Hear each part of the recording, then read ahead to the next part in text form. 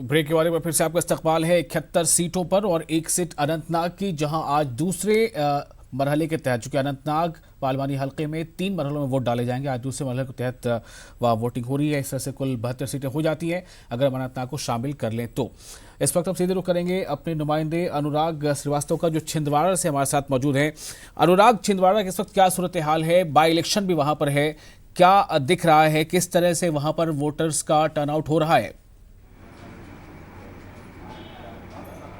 बिल्कुल, देखिए छिंदवाड़ा लोकसभा सीट पर सभी की नजरें, क्योंकि खुद प्रदेश के मुख्यमंत्री कमलनाथ यहां से चुनाव लड़ रहे हैं। हालांकि छिंदवाड़ा विधानसभा सीट पर वो उपचुनाव में कांग्रेस के प्रत्याशी हैं, तो वहीं छिंदवाड़ा लोकसभा सीट पर उनके बेटे नकुलनाथ चुनाव लड़ रहे हैं। नकुलनाथ का मुकाबला बीजेपी के प्रत्याशी नत्थन शाह से, तो छिंदवाड़ा विधानसभा सीट से कमलनाथ का मुकाबला विवेक साहू से है। और इस को लेकर सुबह से यदि हम बात करें तो चुनाव की प्रक्रिया काफी तेज गति के साथ शुरू हुई थी और 9 बजे तक का जो आंकड़ा निकल कर आया था वो 10% के आसपास मतदान हुआ था। खुद मुख्यमंत्री ने अपने परिवार के साथ शिकारपुर में मतदान किया है, वहां पर उन्होंने वोट डाला। उससे पहले वो मंदिर गए थे, वहां पर उन्होंने पूजा अर्चना की और उसके बाद अपने मत का इस्तेमाल किया। लेकिन अब जैसे जैसे गर्मी बढ़ती जा रही है वैसे वैसे पोलिंग बूथ से मतदाता भी गायब होते हुए नजर आ रहे हैं। इस समय में जहां पर प्राइमरी स्कूल में बने पोलिंग बूथों पर मौजूद है, वहां पर 2 बूथ बनाए गए, लेकिन यहां पर इक्का दुक्का जो मतदाता हैं वो यहां पर आते हुए आपको नजर आ रहे होंगे।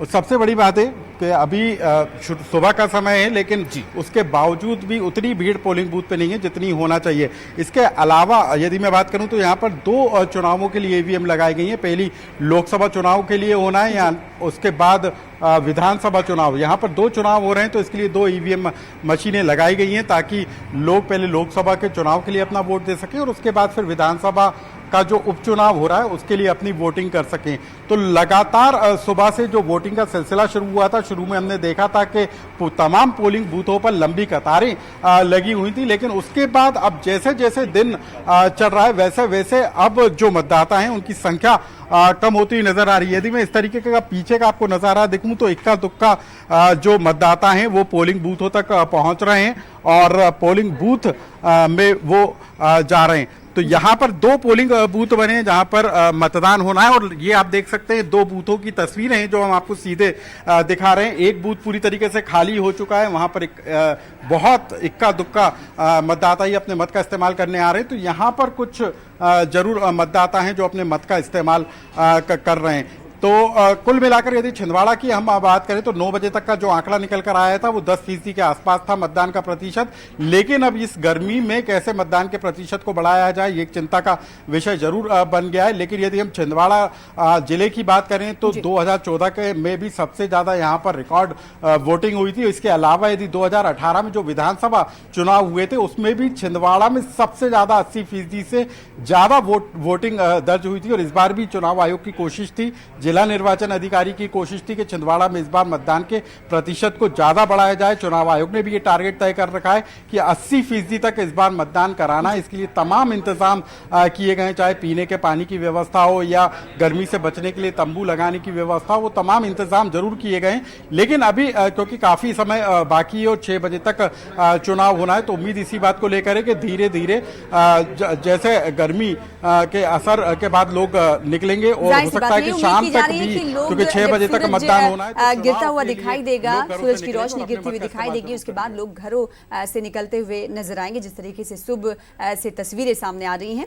लेकिन अनुराग, यहाँ पर अगर सवाल कर ले, डेवलपमेंट की बुनियादी सहूलियात की बात कर लें, कितना डेवलपमेंट हुआ है छिंदवाड़ा में? और साथ ही साथ बताइएगा कि बुनियादी मुद्दे, बुनियादी मसले क्या कुछ हैं आवाम के, जनता के? देखिए, यदि छिंदवाड़ा के मुद्दों की बात करें तो यहाँ पर विकास के मुद्दे पर ही चुनाव है।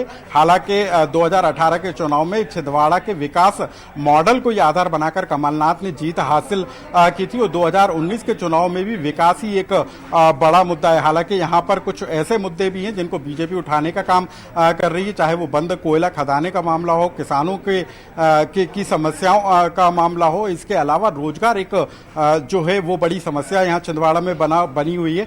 वो तमाम मुद्दे हैं जो इस बार चुनाव में जो मतदाताओं को प्रभावित कर सकते हैं। तो यहाँ पर यदि हम बात करें तो कमलनाथ ने मुख्यमंत्री बनने के बाद से ही लगातार यहाँ पर बैठकें की, दौरे जरूर किए, और जो यहाँ की सबसे बड़ी समस्या थी पेयजल की समस्या, उसके लिए भी प्रोजेक्ट को मंजूरी दी। लेकिन आज जनता निकल कर आ रही है बाहर और मतदान केंद्रों पर पहुंच रही है, और वो अब फैसला तय करेगी कि आखिर छिंदवाड़ा से कौन सांसद बनेगा और छिंदवाड़ा विधानसभा सीट पर किसकी जीत